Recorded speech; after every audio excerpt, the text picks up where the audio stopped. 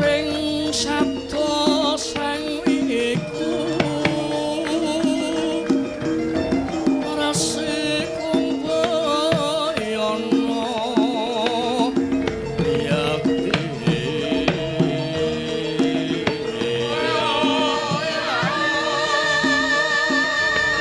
marang lisang Pratasena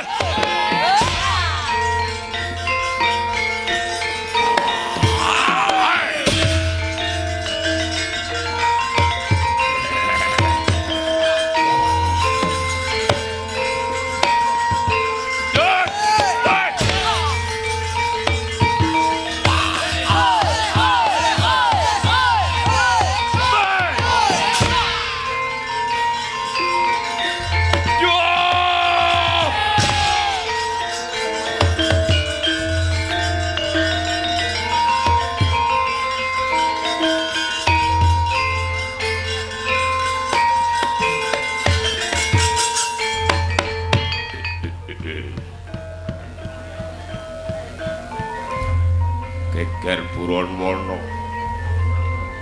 Sebelum Satrio Diku Sarwas Bodo Kudek Simbar Jojo Sopo Ega Raden Bratasena kowe sapa? Lah. Aku Tekya Kala Rukmuka ingkang wasani alas kene ya. Apa sababe kowe ngrusak Gunung Reksamuka? Aja tak kakean catur kowe minggatos papan kene. Kowe dadi panganku. Ah. Wah! Wah!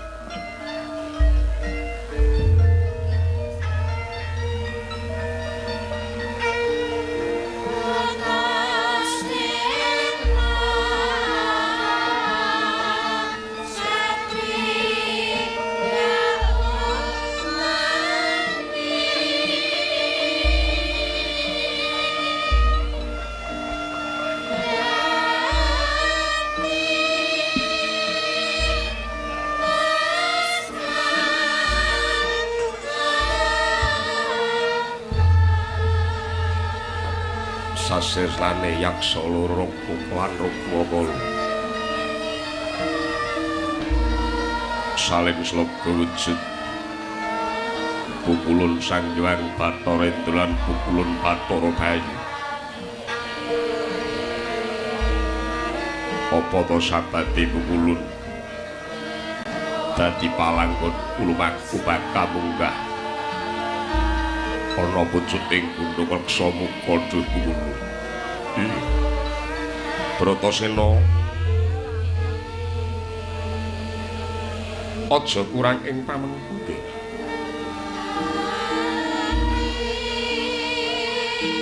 Lugune jeneng ulun saklara napan ana gunung reksa muka jalaran.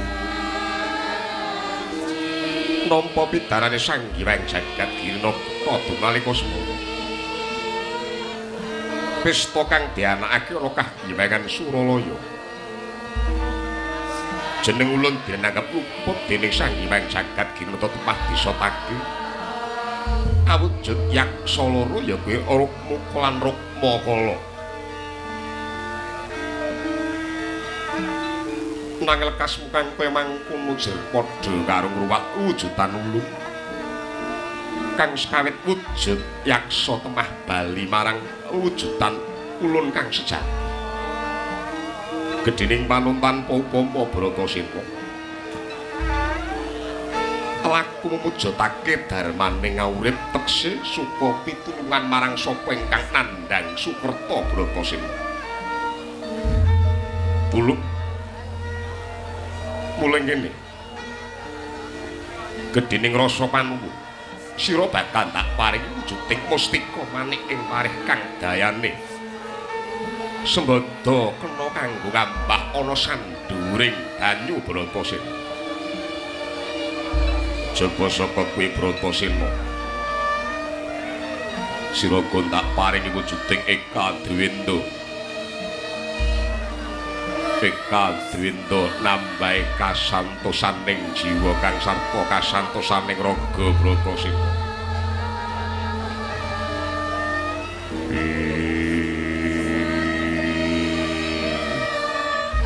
Gedhening panuntan upama duh ulun. Aku tak takon. Banjur apa to sababe? Sira Bratasena munggah nyang gunung reksa muka maragi blakakna ulu. Nuwun apa to kang dadi sabdane Bapa Guru Durna? Sabada kelan gayanku golek wujuding kayugung susuing angin ingkang minangka dadi sarana jangping kegayawanku Pukulun Bathara Indra. Bratasena ing papan kene ora ana apa-apa kang ana mung berpegan kayu akeh yen to sira Bratasena bakal golek kayugung susuing angin maragi sawetara kulo. Baliyo kowe nyono priksa marang Gurumu Durna apa to kang dikarepake dening Pendhita Durna. Nggih aja dadak suwe. Tindak napa to kang dadi sabdulun Bratasena stokke dawuh. Nyun tambahing paestu klebda ing karya Pukulun sing ati-ati tak sawani puja mantra muga-muga kasembatan apa to kang dadi gayanmu Bratasena.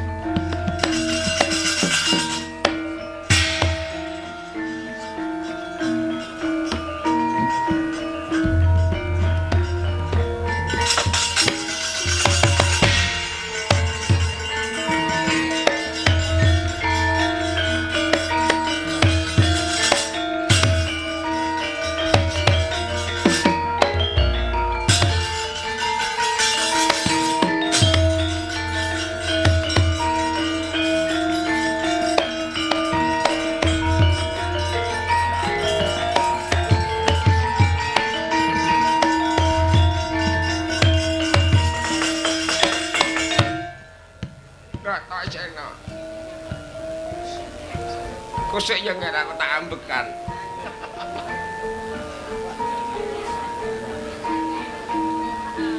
Apa kok sababe Sena? Sira bali ngabiyantara. Mangka babar pisan ora ana tandha. Jroning batinipun bapa nggen morage blakakna Sena. Guru Durna. Sawetara nggonku ngestokake sabdane Guru Durna. Munggah gunung Raksa Muka wis kasebadan ingkang tegese wis tak lakoni. Ana gunung Raksa Muka sapatemon klen yaksa loro wujuding Rukma lan Rukmakala jebul. Yaksa salin sloga. Pukulun Bathara lan pukulun Bathara Bayu. Ing kono Bratasena kaparingan wujuding mustika manik ing warih. Lan Eka Dwindra. Nang sabdane pukulun Sang Hyang Bathara aku supaya bali nyuwun priksa marang Guru Durna. Apa ingkang ting kayugung susu angin. Oh, Bratasena. Lole samalula samaranti lolo pertapa buntut kisuan dengan neng Sarmata. Dicumlak dadi memala. Belah.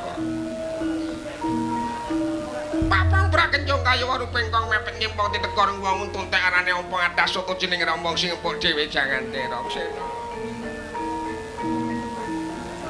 Arep mati kaya ngopo aku iki dadi guru mongko muridku ki akeh. Saben dina ana murid sing teka mula suwaraku nganti rak. Ora sindana rayaga padha teka. Monggo nek rembukan ki tanpa batas pancine. Nganti dikeruk ilmuku ki iki dina wis mungkari sithik.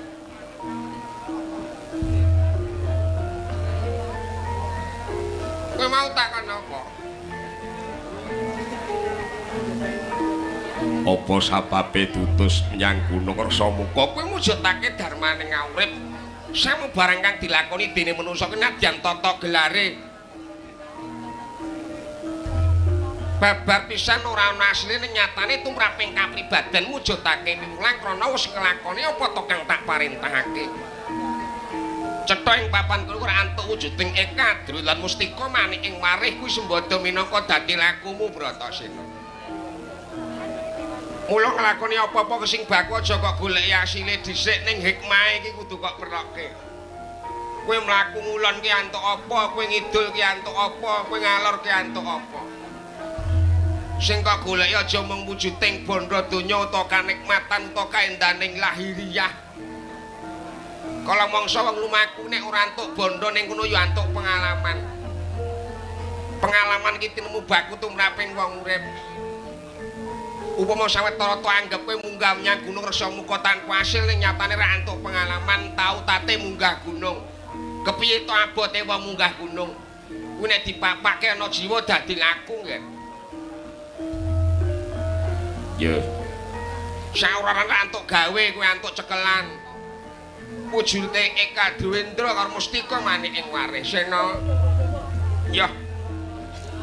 Sembada karo apa sing tok gaya kowe buta wujuding kawruh kasampurnan jati Sena aku tak takon. Apa kowe wis ninggalake uripmu ingkang tegese kowe ninggalake jagat raya iki Bratasena? Wah. Nadyan tukaning pati bakal tak temah yen to durung kelakon aku nampa wujuding wejangan kawruh kasampurnan jati. Bratasena iya. Aja kuwatir nggih. Iki dina kowe bakal tak perintah. Yen to kok temah temukaning pati lamun ora kasembadan. Nggono kepengin nampa wujuding pedharan kawruh kasampurnan jati, apa kowe sago njegur segara Bratasena? Kok perintah apa wae aku ngestokke dawuh Durna guruku Bratasena. Antepno tekadmu ya, Ngger, madhep mantep. Gegayoanmu kuwi gegayoan kang luhur, mulai iki dina bakal tak perintah. Kowe nyemplunga segara Minangkabau lho. Ing kono bakal kesempatan apa to kang ndok gayu wujuding wedaring kawruh kasampunan Jati Bratasena. Yo tampahing pangestu Durna guruku tak sangoni puja mantra jaya lakuing marga Bratasena.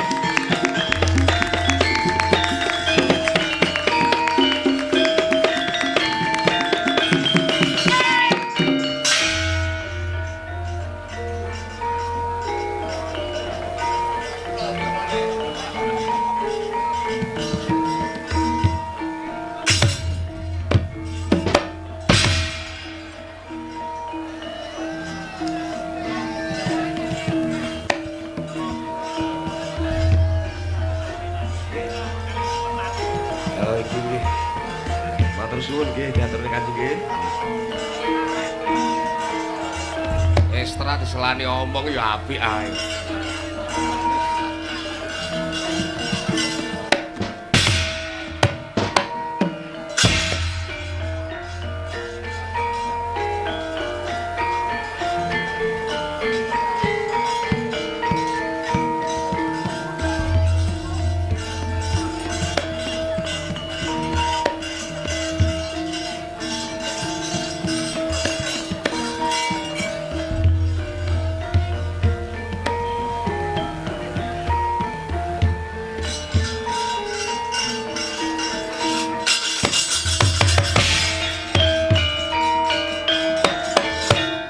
Sang Bratasena temke tepining samudra.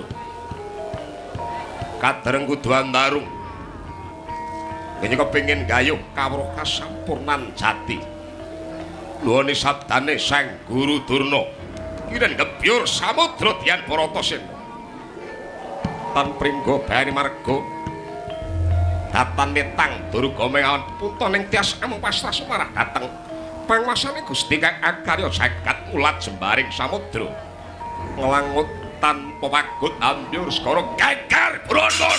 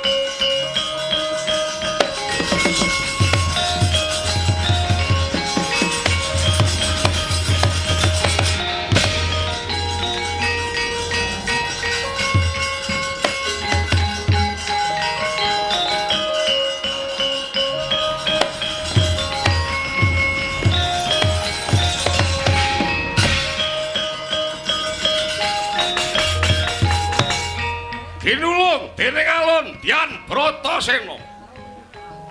Saya manengah lampahe tan merosakaning bilahi Sang Bratasena Nagagung sak bongkoting pucang gedene. Nama Sang Nemburnawa inggih Sang Ambarnawa, inggih Sang Ambaralun, inggih Sang Ambartalun. Sigra mangsah Sang Bratasena ginubet anggane Dian Bratasena cinakot wentise budine Dian Bratasena modwot kuku Pancanaka sedepo dawane sinuwek cangkeming naga temah kutah ludira abrit toyaning samudra maringi pecating nyawa dawah plak kapitara Dian Bratasena.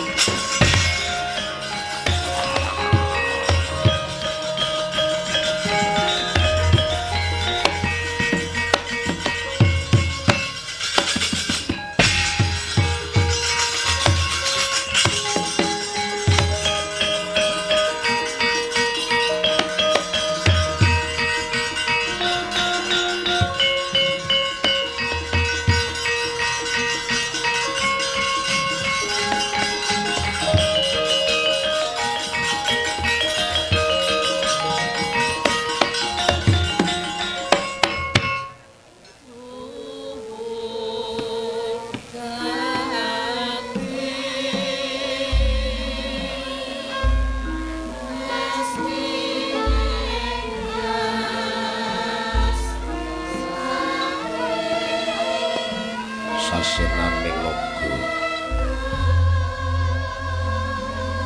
kang dadi palanggon kulumaku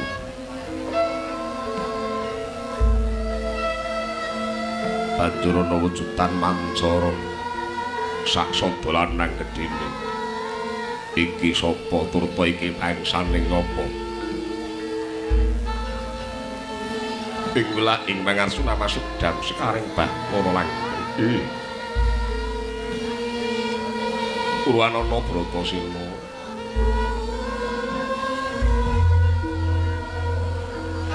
jeneng ulun iki Sang Ruci Bathara ya Bathara Dewa Ruci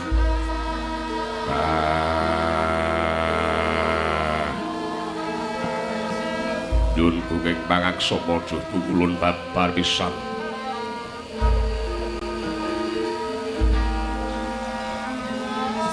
Boten panyakraba paduka bangsaning Jawata keparenga kula ngaturaken sungkem pangabekti kunjuk wonten sandating pada paduka pukulun Sang Ruci Bathara Yaya Bratasena tak tampa yen ana luput ora dadi ngapa tumuli pangestu wae tampanana Bratasena kula sadheng tangan kula kekalih kula pundi wonten ing mustaka mugi dadosa cimadu pukulun apa to sabanti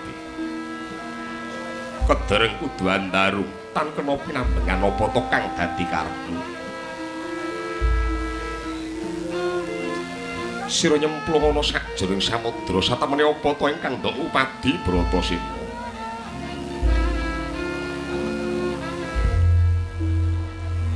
kula kepengin ngertos wedharan kawruh kasampurnan jati duh pukulun bela kula angkah ngantos kula cumplung salabeting samudra angkah kula saged kasembadan nampi wujudipun kawruh kasampurnan jati Bratasena yen to pancen kang ndok karepake morage iki dina lumebana guwa garba ulun ing kono sembada sira bakal weruh wujuding wedharing kawruh kasampurnan jati Bratasena margi pundanggen kula kepareng manjing wonten angga paduka duh pukulun jalaran paduka walit Bratasena aja mung lamak ing jalma manungsa nadyan to jagat iki kagerba ana sakjroning angga ulun Bratasena estokaken dawuh duh pukulun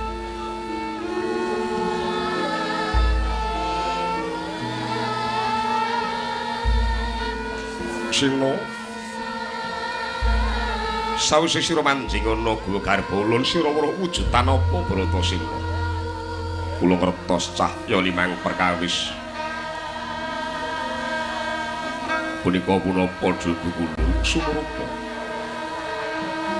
cahya limang perkara kang dianarani pancamaya yaiku rasaning badan pandulu pangrungu panggondolan rasaning ilap ingkang duweni sedya nuruti apa to kang dadi kebutuhaning urip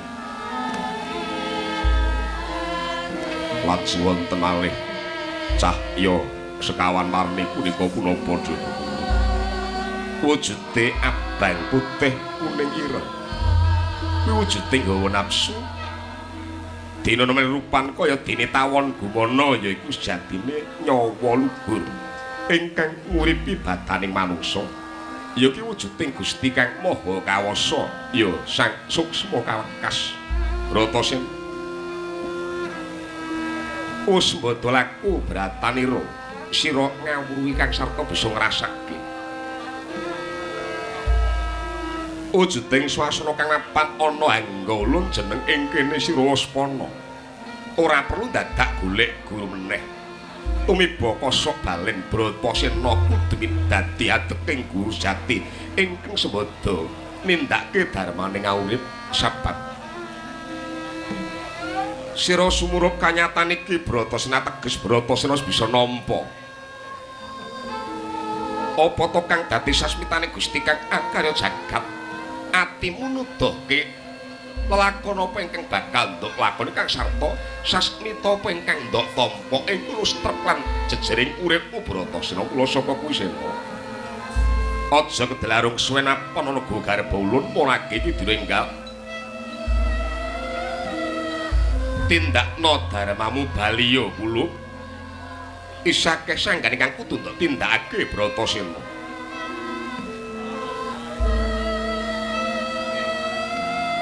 Kula rumas betah mapan wonten ing papan mriki kulun kula boten kepengin wangsul dhateng negari Sena. Aja kaya mengkono kula ora kenggal. Tindakno apa to kang dadi sabda ulun. Isake dalem ingkang kudu tindakake Bratasena.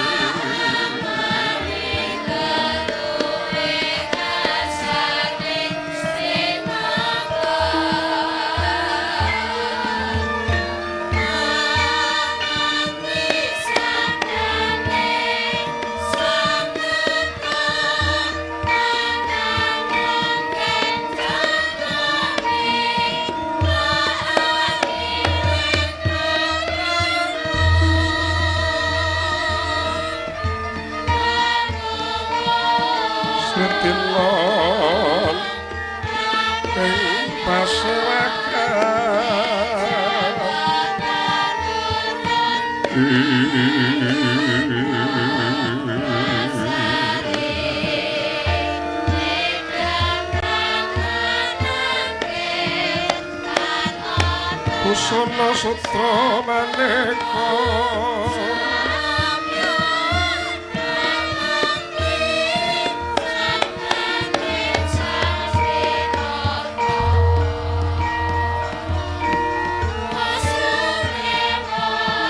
sepak puspiteng udana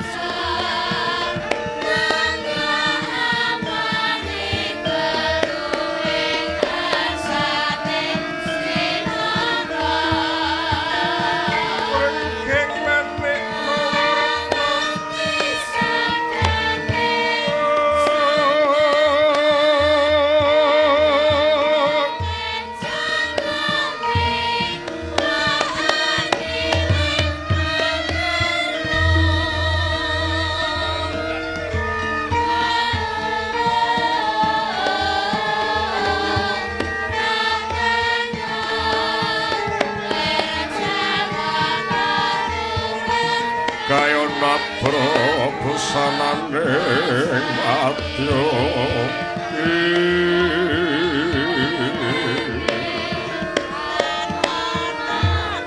sapro prabanya sumirat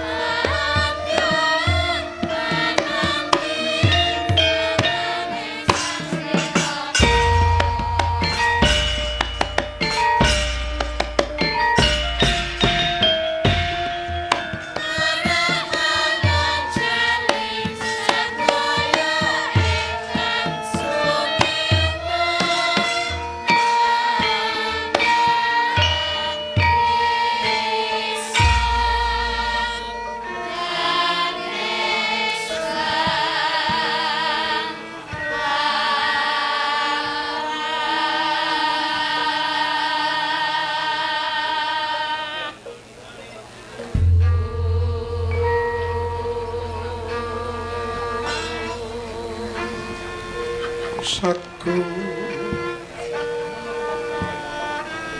ingkang pinarcaya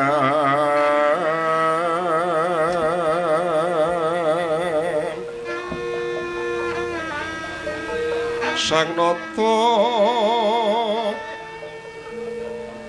amung madyaku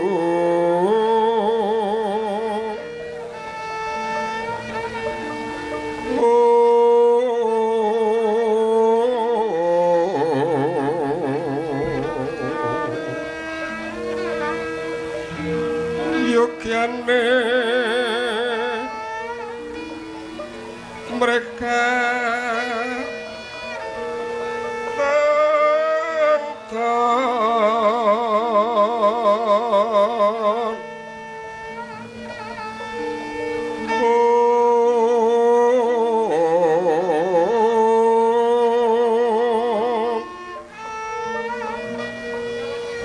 hara-hara sanira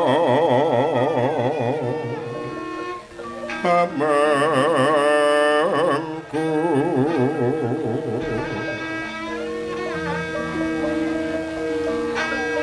mring wadya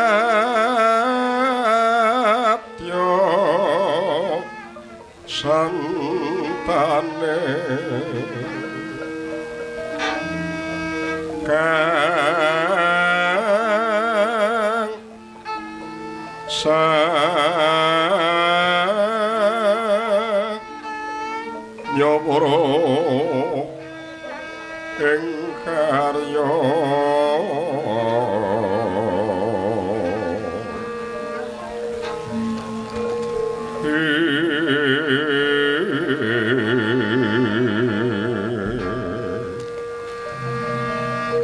suka pirana sanga Prabu